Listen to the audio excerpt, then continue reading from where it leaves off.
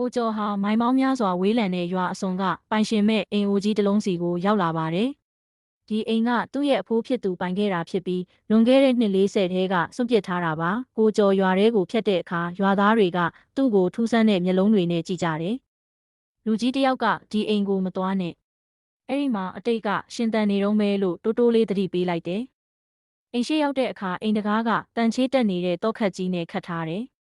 ကိုကျော်ကသူ့ဖေပေးလိုက်တဲ့တော့အဟောင်းနဲ့ဖွင့်ဖို့ကြိုးစားတယ်။တော့ကအကွက်တိကျနေပေမဲ့တကားကပွင့်မလာပဲတခုခုကအတွင်းကနေဆွဲထားသလိုခံစားရတယ်။ကိုကျော်အိမ်ထဲကိုပတင်းပေါက်ကနေဝင်ခဲ့ရတယ်။ညနေတဲ့အခါအိမ်အပေါ်ထက်ကနေတကြိမ်ကြိမ်နဲ့လှေကားတက်တန်ကြားရတယ်။ကိုကျော်ဓမီနဲ့သွားကြည့်ပေမဲ့ဘသူမှမရှိပဲကလေးတယောက်ရဲ့ခြေရာသေးသေးလေးတွေကိုဖုံတွေကြားမှာတွေ့လိုက်ရတယ်။ကိုကျော်ရေချိုးခန်းထဲကဖုံတက်နေတဲ့မှန်ဟောင်းကြီးကိုတုပ်လိုက်တယ်။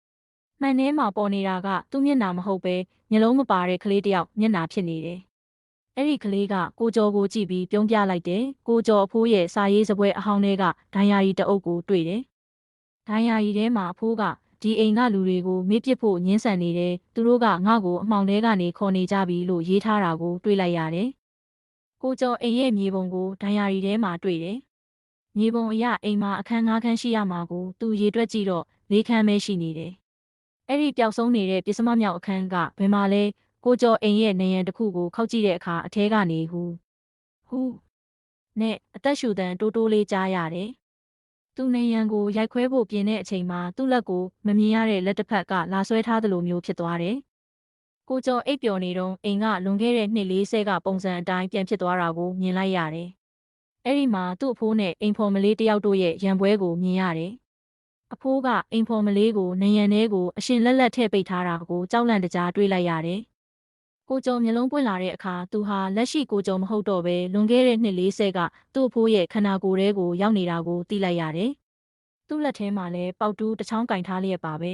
။ကိုကျော်ဟာနေရန်ကိုအားရပါရရိုက်ခွဲပါတော့တယ်။နေရန်ပွင့်သွားတဲ့အခါအထဲမှာပုတ်ပွားနေတဲ့အလောင်းတစ်ခုနဲ့အတူအဖိုးရဲ့ငယ်မှုပြန်နေတဲ့ဝိညာဉ်ကပိတ်မိနေတာကိုတွေးလိုက်ရတယ်။အလောင်းကပွင့်ထွက်လာတာနဲ့အမျှအိမ်အိုကြီးတဲကနေဝိညာဉ်ပေါင်းများစွာထွက်လာပြီးကိုကျော်ကိုဝိုင်းအုံလာကြတယ်။သူတို့ကကိုကျော်ကိုကျေးဇူးတင်တာမဟုတ်ပဲမင်းလဲငါတို့နဲ့အတူဒီမှာထာဝရနေရမယ်လို့ပြောကြတယ်။အိမ်ကနေရန်တွေကတဖြည်းဖြည်းကိုကျော်ရဲ့ခန္ဓာကိုယ်ထဲကိုတိုးဝင်လာပြီးသူ့ကိုအိမ်ရဲ့တိုင်တိုင်လိုဖြစ်သွားအောင်လုပ်ပါတော့တယ်။ကိုကျော်ဟာလူသားတယောက်အဖြစ်ကနေပျောက်ကွယ်သွားပါပြီ။ကိုကျော်ရဲ့တငယ်ချင်းတွေကကိုကျော်ပျောက်ဆုံးနေလို့ရဲတိုင်ကြတယ်။ဒါပေမဲ့ကိုကျော်သွားခဲ့တဲ့ရွာအစွန်ကအိမ်အိုကြီးကိုရဲတွေသွားရှာတဲ့အခါအဲ့ဒီနေရာမှာဗလာချင်းနေတဲ့ကွင်းပြင်ကြီးပဲရှိနေတာကိုတွေ့လိုက်ရတယ်။ကွင်းပြင်ကြီးရဲ့အလဲမှာတော့တန်ချေးတက်နေတဲ့တောခတ်ကြီးတစ်ခုပဲကျန်ခဲ့ပါတယ်။ဒါပေမဲ့အဲ့ဒီတောခတ်ကြီးရဲ့အတွင်းကနေကိုကျော်ရဲ့အော်ဟစ်တန်တာတွေကတော့ထာဝရပဲ့တင်ထက်နေပါတော့တယ်။